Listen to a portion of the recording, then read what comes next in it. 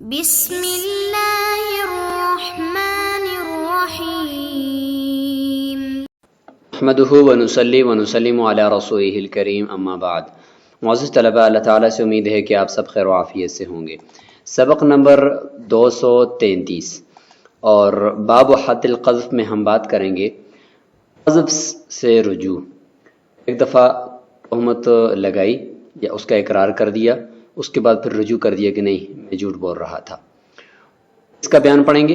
اور ساتھ ہی جس پر تہمت لگائی جاتی ہے اس کے اندر ہم نے یہ شرط لگائی تھی کہ وہ محسن ہونا چاہیے، اور محسن کے لیے 5 شرائط تھیں: آزاد، عاقل، بالغ، مسلمان، اور 5ویں شرط تھی عفت یعنی پاک دامنی۔ تو 5ویں شرط کے بارے میں ہم پڑھیں گے۔ عفت اور پاک دامنی کی جو شرط ہے یہ کب زائل ہوتی ہے، اور اس کے کوئی ہم موٹے موٹے اصول پڑھیں گے۔ اس کے بعد انشاءاللہ ہم سمجھیں گے کہ کون سا وہ شخص ہے جس کی عفت اور پاک دامنی زائل ہو جاتی ہے، اور اس کے بعد اس کے اوپر تہمت لگانے والے کے اوپر حد جاری نہیں کی جا سکتی۔ ومن اقر بولد ثم نفاه فانه جلاعن لان النسب لزمه باقراره والنفي بعده صار قاذفا فيلاعن، وان نفاه ثم اقر به حد لانه لما اكذب نفسه بطل اللعان لأنه حد ضروري صير إليه ضرورة التكاذب، والأصل فيه حد القذف، فإذا بطل التكاذب يصار إلى الأصل، الولد ولده في الوجهين لإقراره به سابقا أو لاحقا، اللعان يصح بدون قطع نسب كما يصح بدون الولد۔ شخص ہے اس نے اقرار کر لیا، بچے کے نسب کا اقرار کر لیا، اس کے بعد پھر اس کی نفی کر دی۔ نے کہا کہ یہ بچہ میرا ہی ہے، اس کے بعد کہا کہ یہ میرا نہیں ہے، اس صورت میں اس کو لعان کرنا پڑے گا، کیونکہ نسب جب اس نے ایک دفعہ اقرار کر دیا تو اس سے اس کا نسب لازم ہو گیا اس کے اقرار سے، اور بعد میں نفی کرنے کی وجہ سے کوئی کہ یہ اپنی بیوی پر زنا کی تہمت لگا رہا ہے، تو اس صورت میں پھر یہ لعان کرے گا۔ اور اگر اس طریقے سے ہو جائے کہ نفی پہلے کی ہے، پہلے کہا کہ یہ بچہ میرا نہیں ہے، ثم اقر، اس کے بعد پھر اس نے اقرار کر دیا کہ ہاں ٹھیک ہے یہ بچہ میرا ہے، اس صورت میں حدہ اس کے اوپر حد قذف لگائی جائے گی۔ لأنه لما اکذب نفسه، کیونکہ جب پہلے اس نے نسب کی نفی کی اور بعد میں اقرار کر کے اپنے آپ کو جھٹلا دیا کہ ہاں پہلے میں جھوٹ بول رہا تھا، جب اس نے اپنے آپ کو جھٹلا دیا تو لعان باطل ہو گیا، کیونکہ یہ جو لعان ہے یہ بھی ایک حد ہے اور ضرورت کی حد تک ہے۔ اس کی طرف جب جاتے ہیں تو یہ اسی وقت جاتے ہیں کہ جب باہمی تقاضب ہو، یعنی مرد عورت کے اوپر زنا کی تہمت لگا رہا ہو اور عورت اس کا انکار کر رہی ہو، تو اس وقت پھر یہ لعان ہوتا ہے۔ لہٰذا جب اس نے اپنے آپ کو ہی جھٹلا دیا تو لعان اب کرنے کی ضرورت نہیں ہے، اور اصل جب یہ آدمی کسی پر تہمت لگاتا ہے تو اس میں حد قذف ہوتی ہے، لہٰذا حد قذف کی طرف ہم یعنی اصل کی طرف لوٹ جائیں گے۔ جب باہمی تقاضب باطل ہو گیا کہ اس نے اپنے آپ کو خود ہی جھٹلا دیا، یصار الی الاصل، اصل کی طرف چلے جائیں گے، اور وہ ہے حد قذف۔ الولد ولده فی الوجہین، فرماتے ہیں کہ اگر اقرار پہلے کیا یا نفی پہلے کی، دونوں صورتوں کے اندر بچے کا نسب اسی سے ہی ثابت ہو جائے گا، کیونکہ ایک صورت میں اس نے سابقاً یعنی پہلے ہی اقرار کر لیا تھا، اور دوسری صورت میں بعد میں اس نے اقرار کر دیا، دونوں صورتوں میں اقرار پایا گیا ہے، لہذا نسب ثابت ہو جائے گا۔ لعان یصح بدون قطع نسب کما یصح بدون الولد، تو اشکال ہوگا کہ جب لعان ہو رہا ہے تو لعان کی وجہ سے تو یہ زنا کی گوئے کہ اس کے اوپر تہمت لگا رہا ہے، تو لعان ہو رہا ہے، تو لعان کے ساتھ پھر نسب کیوں ثابت ہوتے ہیں؟ فرماتے ہیں کہ نسب اور لعان اس کا آپس میں کوئی تعلق نہیں ہے، نسب ثابت بھی ہو پھر بھی لعان کیا جا سکتا ہے۔ اشکال یہ تھا کہ لعان کا جو سبب بنا تھا وہ نسب کی نفی ہی بنی تھی، تو اب نسب بھی ثابت کر رہے ہیں ساتھ ساتھ، اور ساتھ ساتھ لعان کا بھی پہلی صورت کے اندر آپ حکم دے رہے ہیں، تو یہ کیسے ہے؟ اس کا یہ جواب دیا جا رہا ہے کہ لعان نسب کے قطع کیے بغیر بھی درست ہوتا ہے، جس طریقے سے بغیر نسب کے یا بغیر بچے کے پیدا ہوئے اس صورت میں جب لعان درست ہوتا ہے، تو لہٰذا بچہ پیدا ہونے کے بعد اگر نسب ثابت بھی ہو پھر بھی لعان درست ہو سکتا ہے۔ لہذا لعان کا اور نسب کی نفی کا آپس میں کوئی تعلق نہیں ہے۔ کبھی ایسا بھی ہو سکتا ہے کہ بچہ پیدا ہوئے کافی عرصہ گزر گیا ہے اور اب جا کر وہ نسب کی نفی کرتا ہے، تو نسب تو گوئے کہ ثابت ہے پہلے سے، لیکن اب اس کے تہمت لگانے کی وجہ سے اس کو لعان کرنا پڑے گا، لیکن نسب پہلے سے ثابت ہوگا۔ اور کبھی ایسا بھی ہوتا ہے کہ نسب ثابت نہیں ہوتا اور نسب کی نفی بھی کر دیتے ہیں، اور پھر بھی ان کے درمیان لعان پھر بھی نہیں ہوتا۔ جیسے کہ باندی ہے، تو باندی سے بچہ پیدا ہوا اور اس نے کہا کہ یہ بچہ میرا نہیں ہے، اب نسب کی نفی کر دی ہے، لیکن باندی کے اوپر تہمت کی وجہ سے یہاں پر لعان کی ضرورت بھی نہیں ہے۔ تو لعان اور نسب ان کے آپس میں کوئی جوڑ نہیں ہے، یعنی آپس میں ان کا التزام نہیں ہے۔ ایسا بھی ہو سکتا ہے کہ نسب بھی ثابت ہو، ساتھ لعان بھی کریں۔ وَإِنْ قَالَ لَيْسَ بِإِبْنِي وَلَا بِإِبْنِكِ لَا حَدَّ وَلَا لِعَانَ، اپنی بیوی کو کہتے ہیں کہ نہ ہی میرا بیٹا ہے اور نہ ہی آپ کا کوئی بیٹا ہے، یعنی یہ نہیں کہہ رہے کہ یہ والا میرا بیٹا نہیں، بلکہ مطلقاً کہہ رہے کہ نہ میری کوئی اولاد ہے اور نہ ہی آپ کی کوئی اولاد ہے۔ تو اس صورت میں نہ حد ہوگی نہ لعان ہوگی، لأنه انکر الولادۃ، کیونکہ یہاں پر یہ انکار کر رہے ہیں کہ ہماری کوئی اولاد پیدا ہی نہیں ہوئی۔ وبہ لا یصیر قاذفا، اس سے انسان قاذف نہیں ہوتا، تہمت لگانے والا نہیں ہے، بلکہ اولاد کی نفی ہے کہ ہماری اولاد پیدا نہیں ہوئی۔ ومن قذف امرأة معها اولاد لا يعرف لهم اب او قذف الملاعنة بولد والولد حي او قذفها بعد موت الولد فلا حد عليه لقيام امارة الزنا منها وهي ولادة ولد لا اب له ففاتت العفة نظرا اليها وهي شرط الاحسان ولو قذف امرأة لاعنت بغير ولد فعليه الحد لانعدام امارة الزنا۔ اب یہاں سے دو جڑواں مسئلے ذکر کیے جا رہے ہیں کہ عورت ہے یا مرد ہے جن کے اوپر زنا کی تہمت لگائی جا رہی ہے، تو ان کے اندر جو عفت اور پاک دامنی کی شرط تھی، عفت اور پاک دامنی، تو یہ زائل ہو رہی ہے، تو اس کے فوت ہونے کی جو صورت ہے وہ ذکر کی جا رہی ہے۔ سب سے پہلے عورت کے اندر جو عفت اور پاک دامنی کی شرط ہے اس کے فوت ہونے کی صورت ذکر کی جا رہی ہے کہ اگر کسی شخص نے تہمت لگائی عورت پر، یعنی ایک عورت کے اوپر تہمت لگائی اور زنا کی، اور اس حال میں تہمت لگائی ہے کہ اس کے ساتھ اس کی اولاد بھی ہے، لیکن وہ جو اولاد ہے اس کا کوئی باپ کا پتہ نہیں ہے کہ یہ کس کی اولاد ہے۔ ایک صورت تو یہ ہوگی۔ دوسری صورت یہ کہ ایک ایسی عورت کے اوپر تہمت لگا رہا ہے جس نے لعان کیا ہے بے والدین، بچے کی وجہ سے۔ بچے کی وجہ سے لعان کا مطلب یہ ہے کہ اس نے لعان کیا اپنے شوہر کے ساتھ، اور شوہر نے اس کے پاس جو بچہ ہے اس کی نفی کی ہوئی تھی، تو بچہ بہرحال موجود تھا جس کی نفی کی ہوئی تھی، تو یہ ملاعنہ بے ولدن کہلاتی ہے۔ اس کو ملاعنہ بھی پڑھ سکتے ہیں، لعان کرنے والی، اور ملاعنہ بھی اس کو پڑھ سکتے ہیں کہ جس کے ساتھ لعان کیا گیا ہے بچے کی نفی کی وجہ سے، اس کے اوپر تہمت لگا رہا ہے، تو سامنے ساتھ بچہ بھی موجود ہے اور وہ بچہ زندہ ہے، سامنے موجود ہے، دو صورتیں ہوگی۔ تیسری صورت او قذفها بعد موت الولد، یہ کہ بچہ تھا لیکن وہ فوت ہو چکا ہے، اس کے بعد ایک شخص جو ہے وہ اس ملاعنہ کے اوپر زنا کی تہمت لگا رہا ہے، فلا حد علیہ، تو یہ تہمت لگانے والا جو تیسرا شخص ہے اس کے اوپر حد نہیں لگائی جائے گی، کیونکہ یہاں پر جو عورت جس کے اوپر تہمت لگائی جا رہی ہے زنا کی، یہ عفت اور پاک دامنی اس کے اندر نہیں پائی جا رہی، وہ والی شرط اس کے اندر نہیں پائی جا رہی۔ کیوں؟ اس لیے کہ فرماتے ہیں کہ لقیام امارت الزنا منہا، اس عورت سے زنا کی علامت پائی جا رہی ہے، وہ کیا ہے؟ وہی ولادت ولد لا اب لہ، وہ یہ ہے کہ ایک بچے کی ولادت تو بہرحال اس کے پاس ہوئی ہے جس کے باپ کا کوئی پتہ نہیں ہے، اس صورت میں تو باپ کا پتہ ہی نہیں ہے، اور اس صورت میں جو بچہ ہے اس کے باپ نے اس بچے کے نسب کی نفی کر دی ہے، تو یہ ایک علامت ہے اس عورت کے اندر زنا کی، لہذا عفت اور پاک دامنی والی شرط اس عورت کے اندر نہیں پائی جا رہی، اور یہ محصنہ نہیں ہے۔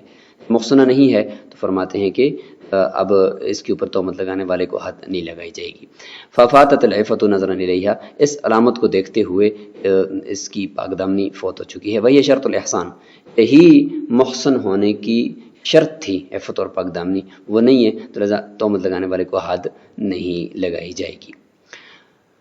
اور اسی کے برعکس اگر اس طرح ہوا کہ تہمت لگائی ایک عورت پر، اس نے لعان کیا ہوا ہے اپنے شوہر کے ساتھ بغیر ولدن، غیر بچے کے، صرف زنا کی تہمت شوہر نے لگائی تھی اور اس نے لعان کیا، بچہ پاس نہیں ہے، تو اس صورت میں تہمت لگانے والا جو شخص اس عورت پہ تہمت لگائے گا، تیسرا شخص، اس کے اوپر حد جاری کی جائے گی، کیونکہ یہاں پر اس کی عفت کے زائل ہونے کے لیے کوئی علامت نہیں، اوپر تو پھر بھی وہ اولاد تھی، یہاں پہ کچھ نہیں ہے، تو لانعدام امارت الزنا، زنا کی علامت ہمارے پاس یہاں پہ منعدم ہے۔ تو یہاں تک تو ہو گیا عورت کی عفت اور پاک دامنی کے زائل ہونے کی علامت کیا ہے۔ آتے ہیں مرد کی طرف کہ مرد کے اندر جو عفت اور پاکدامنی ہے وہ کیسے زائل ہوگی اور اس کے اوپر تہمت لگانے والے کو حد نہیں لگائی جائے گی. تو فرماتے ہیں کہ وَمَنْ وَطِيَ وَطْئًا حَرَامًا فِي غَيْرِ مِلْكِهِ لَمْ يُحَدَّ قَاذِفُهُ لِفَوَاتِ الْعِفَّةِ وَهِيَ شَرْطُ الْإِحْسَانِ وَلِأَنَّ الْقَاذِفَ صَادِقٌ. الأصل فيه أن من وطئ وطئا حراما لعينه لا يجب الحد بقذفه لأن الزنا هو الوطء المحرم لعينه وإن كان محرما لغيره يحد لأنه ليس بزنا. فالوطء في غير الملك من كل وجه أو من وجه حرام لعينه وكذا الوطء في الملك والمحرمة مؤبدة فإن كانت الحرمة مؤقتة فالحرمة لغيره. وأبو حنيفة رحمه الله يشترط أن يكون الحرمة المؤبدة ثابتة بالإجماع أو بالحديث المشهور لتكون ثابتة من غير تردد. یہاں یہ ایک اصول ذکر کر رہے ہیں مرد کی عفت اور پاکدامنی کے زائل ہونے یا نہ ہونے سے متعلق. تو اس کو ہم پہلے ایک مائنڈ میپ کے ذریعے سے سمجھتے ہیں. یہاں اگر اس کا ترجمہ کر لیتے ہیں. ایک ضابطہ ہے مرد کے عفت اور پاکدامنی کے زائل ہونے یا نہ ہونے سے متعلق. سب سے پہلے یہ کہ وطی یعنی جو ہم بستری مرد کر رہا ہے اس کی دو صورتیں ہوں گی، یا تو حرام لعینہ ہی ہوگی یا پھر حرام لغیرہ ہی ہوگی.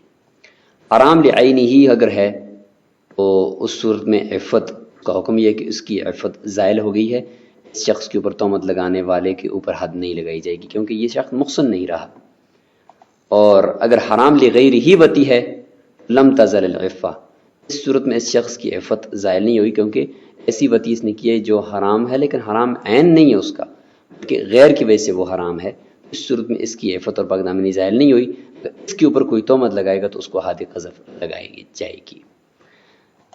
اب یہ جو حرام لعینہ ہی ہے جس میں عفت زائل ہوتی ہے اس کی پھر دو قسمیں ہیں. غیر ملک کے اندر وطی کرنا اور دوسرا یہ کہ اپنی ملک کے اندر وطی کرنا. اپنی ملک کے اندر حرام لعینہ ہی کیسے ہے وہ آ رہا ہے دیکھ لیں. غیر ملک کے اندر وطی اگر کر رہا ہے تو اس کو بھی ہم دیکھیں گے. دوسری طرف حرام لغیرہ ہی ہے تو اس میں جو حرمت ہے وہ حرمت مؤقتہ ہوگی، ہمیشہ کی حرمت نہیں ہے بلکہ کچھ وقت تک کے لیے حرمت ہے تو اس لیے اس کی عفت زائل نہیں ہوتی. غیر ملک کے اندر اگر وطی کر رہا ہے تو جو حرام لعینہ ہے اس کی پھر دو صورتیں ہوں گی. من کل وجہ وہ غیر ملک ہوگی یا پھر یہ کہ من وجہ وہ غیر ملک ہوگی، من وجہ وہ ملک ہوگی. تو یہ دو صورتیں اس کی بن جائیں گی. اور اگر ملک میں ہے تو ملک میں حرام لعینہ ہی ہونے کی وجہ یہ ہوگی کہ وہ حرمت مؤبدہ ہوگی، مثالیں ابھی ساتھ ہم دیکھ رہے ہیں. اور دوسری طرف اگر حرمت موقتہ ہے جس میں حرام لغیرہ ہی وطی اس نے کی ہے جس کی وجہ سے اس شخص کی عفت زائل نہیں ہوئی، حرمت ہمیشہ کے لیے نہیں ہے. اور اس کی مثال حائضہ، اپنی حائضہ بیوی کے ساتھ وطی کرنا، حیض کی حالت میں اس کے ساتھ ہم بستری کرنا، یہ حرام تو ہے لیکن عین حرام نہیں ہے. محال تو اس کے لیے حلال تھا لیکن غیر کی وجہ سے اس میں حرمت آئی اور وہ ہے حیض کے دن، حیض کے ایام. یہ حرمت تو ہے لیکن حرمت مؤقتہ ہے، صرف حیض کے دنوں کے اندر ہے، حرمت مؤبدہ نہیں ہے.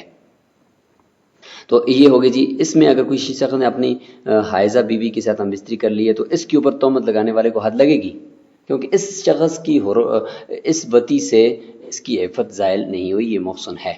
لیکن ادھر حرام لعینہ ہی کی صورتیں آپ دیکھ لیں، مثالیں دیکھ لیں کہ من کل وجہ غیر ملک ہے اور وہ ہے جی اجنبی عورت کے ساتھ وطی کرنا. اور من وجہ غیر ملک ہے، مشترکہ باندھی ہے اس کے ساتھ وطی کر رہا ہے تو حدیث کی نہیں ہے تو اس کے ساتھ کرنا تو یہ بھی حرام لعینہ ہی ہے. اور اسی طریقے سے حرمت اپنی ملک کے اندر وطی کی ہے تو وہ پھر حرام لعینہ کیوں ہوگی؟ کہتے ہیں کہ اپنی ملک ہے لیکن ساتھ ساتھ ہے حرمت مؤبدہ. جیسے اس کی مثال ہے کہ باندھی ہے لیکن ساتھ ساتھ اس کی رضائی بہن بھی ہے، باندھی ہے لیکن ساتھ اس کی رضائی بہن ہے، اس کے ساتھ اگر یہ وطی کرے گا تو یہ حرام لعینہ ہی ہوگی کیونکہ اپنی گویا کی بہن کے ساتھ اس نے وطی کر لی ہے. تو یہ حرمت بھی مؤبدہ ہے، تو ملک کے اندر ہونے کے باوجود بھی یہ حرمت مؤبدہ ہے، حرام لعینہ ہی ہے. ان تینوں قسموں کے ساتھ اگر کوئی وطی کرتا ہے تو یہ حرام لعینہ ہی وطی ہوتی ہے اور اس شخص کو پھر محسن نہیں کہا جائے گا. یہ محسن نہیں ہے، پاک دامن نہیں ہے، اس کے اوپر تہمت لگانے والے کو حد نہیں لگائی جائے گی. تو یہ ہے جی پورا نقشہ اس عبارت سے متعلق. اب صرف ترجمہ آپ دیکھ لیں. قال ومن وطی وطئا حراما، اگر کسی شخص نے حرام وطی کر لی ہے غیر ملک کے اندر، اس کے تہمت لگانے والے کے اوپر حد نہیں لگائی جائے گی، کیونکہ اس کی عفت زائل ہو چکی ہے، اور یہ عفت اور پاکدامنی اس کے محسن ہونے کے لیے شرط تھی۔ اور دوسرا یہ کہ تہمت لگانے والا اس میں سچا ہے، کیونکہ اس نے گویا کہ زنا کیا ہوا ہے، تو لہٰذا تہمت لگانے والا سچا ہے، تو تہمت لگانے والے کو حد نہیں لگائی جائے گی۔ ضابطہ یہ ہے اس میں کہ کسی شخص نے اگر وطی حرام کر لی ہے، اس کی دو قسمیں ہوں گی، حرام لعینی ہی اور حرام لغیری ہی۔ مطلب اگر اس نے حرام لعینی ہی وطی کر لی ہے تو اس کے تہمت لگانے والے کے اوپر حد نہیں لگائی جائے گی، حد واجب نہیں ہوگی، کیونکہ زنا ہوتا ہی وہ ہے جو حرام لعینی ہی وطی ہو، ایسی وطی جو حرام لعینی ہی ہو، وہ اگر کسی نے کر لیا تو یہ اس کو زنا کہتے ہیں۔ تو اگر کسی نے کر لیا ہے تو اس کی تہمت لگانے والے کے اوپر حد نہیں لگائی جائے گی۔ اور فرماتے ہیں کہ وَإِنْ كَانَ مُحَرَّمًا لِغَيْرِهِ، اگر وطی اس نے جو کیا وہ حرام ہے لیکن حرام لغیرہ ہے، جیسے حائضہ عورت کے ساتھ کر لی، تو فرماتے ہیں کہ یحد، اس کے اوپر تہمت لگانے والے شخص کو حد قذف لگائی جائے گی، لأنه ليس بزنا، کیونکہ یہ زنا نہیں ہے۔ اب غیر ملک کے اندر جو وطی ہے جس کو ہم حرام لعینی ہی وطی کون سی ہے، تو فرماتے ہیں کہ الوطء فی غیر الملک من کل وجہ او من وجہ حرام لعینی ہی، فرماتے ہیں حرام لعینی ہی جو وطی ہے وہ کون کون سی ہیں جی؟ ایک غیر ملک کے اندر وطی ہو، چاہے وہ من کل وجہ غیر ملک ہو یعنی اجنبی عورت کے ساتھ، یا من وجہ غیر ملک ہو جیسے کہ مشترکہ باندھی کے ساتھ۔ وَكَذَا الْوَطْءُ فِي الْمِلْكِ، اسی طریقے سے اپنی ملکیت کے اندر وطی ہو لیکن وَالْحُرْمَةُ مُؤَبَّدَةٌ، اس حال میں کہ حرمت ہمیشہ ہمیشہ کی ہو، تو اس صورت کے اندر جو حرمت وطی ہوتی ہے یہ بھی حرام لعینی ہوتی ہے۔ تین مثالیں دے دی۔ فَإِنْ كَانَتْ الْحُرْمَةُ مُؤَقَّتَةً، اگر حرمت موقتہ ہے، وقتی طور پر ہے، تو اس میں پھر حرمت لغیری ہوگی، اور اب ہر ایک کی مثالیں انشاءاللہ آگے آ رہی ہیں۔ امام ابو حنیفہ رحمہ اللہ شرط لگاتے ہیں کہ حرمت مؤبدہ جو ہونی چاہیے وہ اجماع سے ثابت ہونی چاہیے یا کسی حدیث مشہور سے ثابت ہونی چاہیے، تاکہ وہ بغیر کسی تردد اور بغیر کسی شک کے ثابت ہو۔ حرمت مؤبدہ یعنی حرام لعینی ہی وطی کے لیے حرمت مؤبدہ کی جو شرط ہم نے لگائی ہے، فرماتے ہیں وہ اجماع سے ثابت ہونی چاہیے۔ تو اجماع کی مثال ہمارے پاس ایک ہے، یہ کہ باپ کی موتوعہ، باپ نے جس کے ساتھ وطی کر دی جائے مل کے نکاح کے طور پر کی ہوئی، مل کے یمین کے طور پر، تو وہ انسان کے لیے ہمیشہ ہمیشہ کے لیے حرام ہوتی ہے۔ اگر اس کے ساتھ کوئی انسان وطی کرتا ہے تو اس کو محسن نہیں کہا جائے گا، اس کی عفت زائل ہو جائے گی۔ اس طریقے سے فرماتے ہیں کہ یا حدیث مشہور سے حرمت مؤبدہ ثابت ہو۔ حدیث مشہور سے کہ لا نکاح الا بشہود، یہ حدیث مشہور ہے، تو لہٰذا اگر کسی ایسی عورت جس کے ساتھ بغیر گواہوں کے نکاح کر لیے تو اس کے ساتھ جو وطی کرے گا تو اس شخص کو بھی محسن نہیں کہا جائے گا، اس کے اوپر بھی تہمت لگانے والے کے اوپر حد قذف جاری نہیں ہوگی۔ تو یہاں تک یہ ضابطہ ذکر ہو گیا۔ اب آگے اس ضابطے کی کچھ مثالیں ہوں گی تو وہ انشاءاللہ ہم اگلے سبق کے اندر ذکر کریں گے۔ تو آج کے سبق میں ہم نے مرد اور عورت کے اندر جو عفت والی صفت ہے اس کے زائل ہونے کی صورت، اور اس سے پہلے ہم نے بات کر لی کہ اگر قذف کا اقرار کرنے کے بعد انسان اس سے رجوع کر لے گا تو اس کی پھر صورتیں ہم نے پڑھی کہ نسب کی نفی کر دی، بچے کے نسب کی، پہلے نفی کی پھر اقرار کری، پہلے اقرار کیا پھر نفی کی، تو اس کا ہم نے حکم پڑھ لیا۔ السلام علیکم ورحمۃ اللہ۔